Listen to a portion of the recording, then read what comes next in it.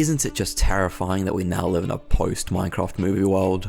A sinful creation rightfully cursed with setbacks that, against all odds, still released. How many ways do you think you could describe the Minecraft movie? A bland, uninspired mess, an experience without qualia, a 2-hour-long a masterpiece of consumeristic culture. But, to be fair, like all Hollywood films, it does look pretty nice, so what if this custom Minecraft clone I've been working on look like that? Okay, the plan. Add this Minecraft clone. I made some videos in it, but they're not important right now, so you're not missing out on much lore other than some minor racism, but you should still watch them later. And I want to make my Minecraft clone go from looking like how God intended it, a creation of childish folly, to be something sinful.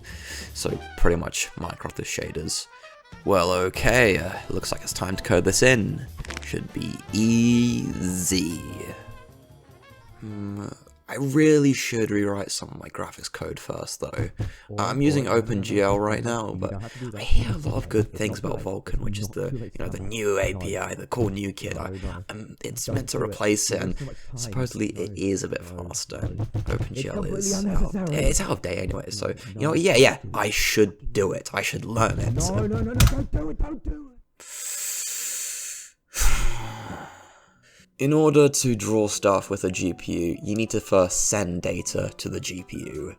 Now, to do this, you need to use a graphics API, which is more of an abstraction, but good luck manually programming the GPU, since it's a lot like its own full-on computer because of its 3 types of cores, shader, RT, and tensor, all with unique features, its own RAM, power supply, etc. So imagine trying to manage all that while writing efficient parallel code, and also taking into account that GPUs are barely standardized in how they work. Or just for NVIDIA to go, oi dip nuts, new feature just dropped, good luck programming for it. Also, our GPUs now cost twice as much, if you're lucky. So graphics APIs like OpenGL and Vulkan are the only thing keeping the graphics programmers from mass suiciding and subsequently collapsing the furry population. So like always, there are downsides, but graphics APIs are overall a good thing. Here's the before and after. It looks the same, I just changed how data was sent. So, well, I guess in the future, if I want to, Vulkan does have newer features, so I could use that, but whatever. Well, okay, time to actually make this look different. So, okay, step 1, right now I'm just rendering a color pass of everything, but my new shader is going to need to handle a lot more data than just a simple color pass. So I gave it more. Now, instead of just rendering a color pass, it renders a normal pass, which stores the direction of pixel faces, and a position pass, which stores the global position of that pixel. And then I have this special shader that then takes all 3 passes and combines them. Right now it just shows them without doing anything fancy, but later we'll actually start using the data. Wait, no, that's why is the grass blue? Okay, it should hopefully be fixed now. Never mind! Okay, it looks fine, just as long as you don't ever turn around. Why are you blue? Okay, so in order to render an image, you need to first create or allocate space for an image on the GPU. And I need to do that for each pass because I create them separately and then combine them after. But when you create an image, you need to provide some options like saying how big it is, how many channels it has, or most importantly, what each channel stores. I was specifically using the VK_format _R8 G8 B8 A8 sRGB. What the? Homeless people these days. So anyways, that format meant that each pixel of the image stored an 8-bit red, green, blue, and alpha channel, but the sRGB at the end meant that it was the sRGB color format, which forces all the values to fit in the range 0 to 1. And for the color pass, that's fine, that stores color data, but for the normal pass, that doesn't store color data, it stores just data, or normal data, and in fact can go from 1 to -1, which meant that data was getting lost, and that was causing the bugs. I just made all the passes use VK_format R32 G32 B32 A32 _S floats, which is 100% overkill. I just quadrupled the data used, but it's more accurate and S float doesn't have the sRGB problem. Okay, now that I have a working normal pass, I can now do some realistic shading. But how? Well, the maths behind it is actually really simple, and it's no joke just one line of code, which means get the normal of a pixel, the direction it faces, and the direction that the light is coming from. The more similar they are, the brighter that pixel should be. And boom, some realistic shading, or this is called diffuse shading. It can look a bit harsh, but it's more realistic than Minecraft shading, because Minecraft shades blocks in such a way that it's like they're being lit from two different directions. Also, this way is dynamic, so I can add some spinny lights and it just works. But this does look pretty flat. That's because the normal map for every block is the exact same and faces the same direction, so they all get shaded flat, but that's not realistic. Wood is rough, grass is lumpy, so added support for lab PBR texture packs. They are like a regular texture pack. Instead of storing color data, they store normal data, so the shader can actually tell how rough something is. Also, it stores specular data, but I'll get back to that later. And I can tweak the normal data by the amount of the texture pack, apply it to the color data, and boom, I get some really interesting effects. Like the leaves have this crazy little 3D shading, and complex blocks like chiseled stone and iron can have their shading change from depending what direction the light is coming from. Honestly, it's really weird effect seeing this, considering how simple it also was. Wait, why is the ground flashing? That's not supposed to happen. Okay, repeat after me. VK_format_R8G8B8A8 is the format I was using to store the lab PBR texture data. Now, I thought that was fine because the texture data was color data. Even the normal data was converted to be in a format that could be stored as color data. But I was wrong. I was a fool to trust divine machine intellect. It's that tiny label at the end. What even is sRGB? You see it everywhere. You see images in color. Well, sRGB is part of a deep state government lie backed by the evil Microsoft Corporation, Hewlett Packard, to fool the masses. Well, okay, there are deep state Microsoft back lies, but sRGB sadly isn't one of them. Which is what they want you to think. The way your eyes see color is weird. Like, it's easier to make out different dark colors than light ones. So sRGB is a way to convert color into a way that is more natural in how we see brightness by twisting how data is stored. Great for pictures, less data needed to store what looks like a wider color range. But terrible for normal maps because it ends up changing the data, which caused the normal maps to point the wrong direction and therefore cause the flashing.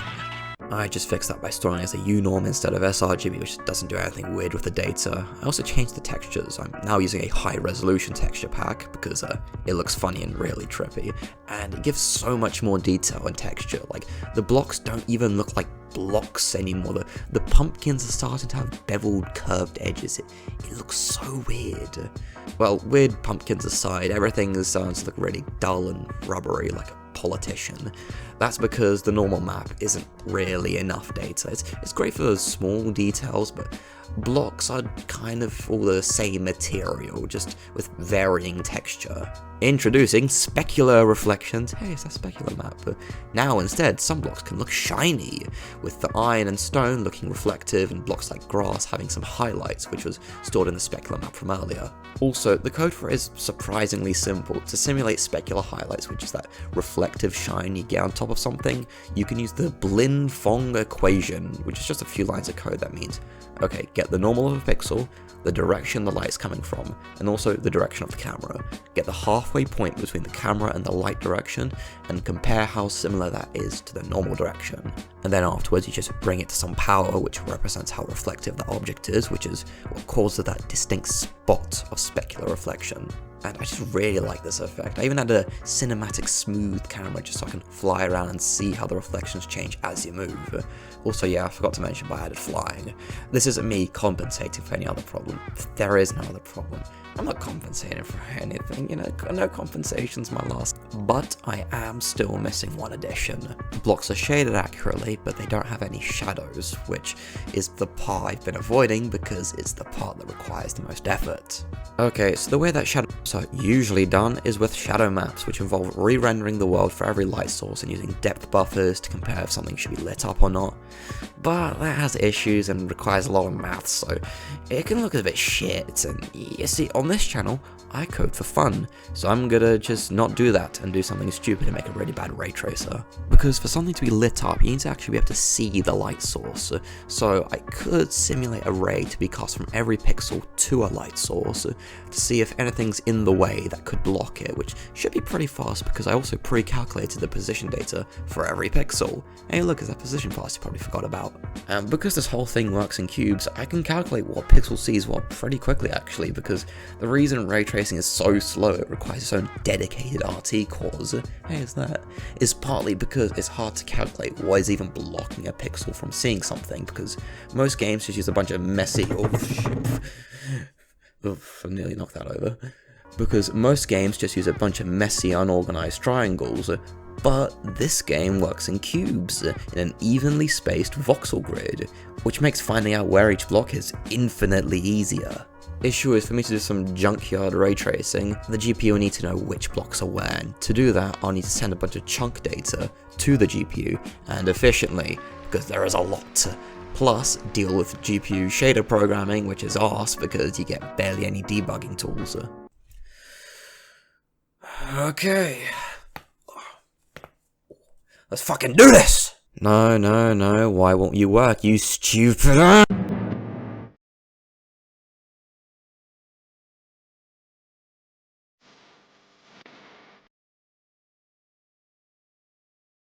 Je suis désolé mon ami, mais ton temps est révolu.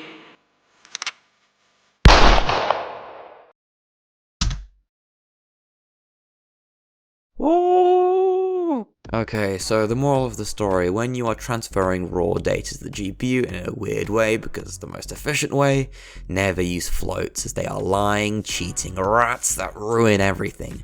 Just stick to normal God-fearing integers instead.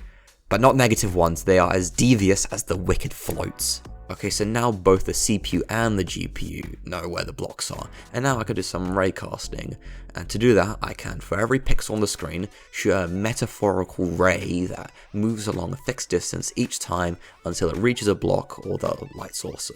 Green means the pixel can see the light source, red means that it can't, and blue means it doesn't know. I'll get back to that.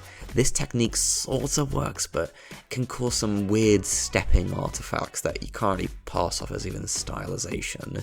Also, there is a very limited range to this, as I can't make the rays travel forever, that's why there's so much blue, or else the GPU freezes, and you do not want that to ever happen.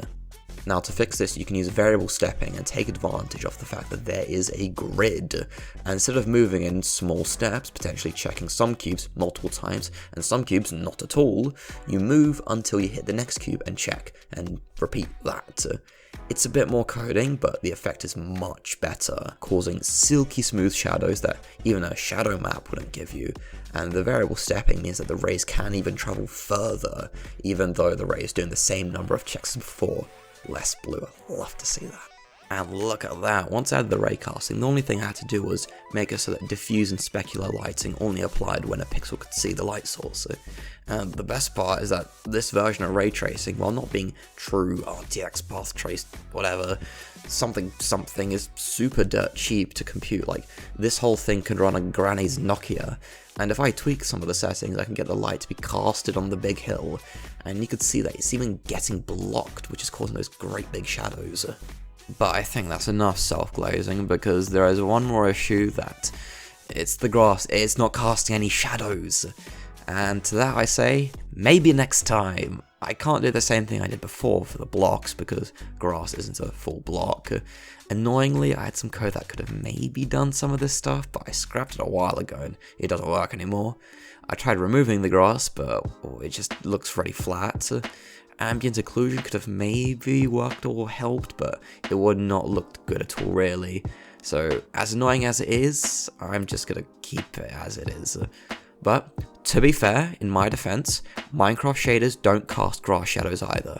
so I'm not the only lazy person. I am thinking of rewriting this project anyways, which would be perfect for some real full power, you know, RTX ray tracing, which I might actually do since I'm now in Vulkan, which actually supports that. OpenGL can't do it. So with ray tracing, real ray tracing, I could even do the monumental task of grass shadows. So maybe in a later video. Rainbow spinny lights. Yeah, so while I can't have grass shadows, I can, however, have many dynamic lights spinning around. Since everything is technically recalculated every frame, and these lights technically don't exist, compared to shadow maps, for example, I'd have to have a lot of CPU, GPU back and forth, re-rendering shadow maps for each light source, but for this, I could just keep it all on the GPU, which is a big plus. Okay, let's turn the lights back on. Isn't that nice and all sad and moody anymore like my emo phase? Now with the sunlight you can actually see that the hill is casting a shadow down onto the ground, and you can also see the shadows in action, and you know, it's pretty much almost done. I just have one more final trick to do, not related, but the grass and the leaves can now move and wave, which I actually quite like, as it means that there's always something happening on the screen, which is quite nice, and I thought I had to, you know, do something to make up for the no grass shadows. And for my final trick, I just bumped up the saturation bit.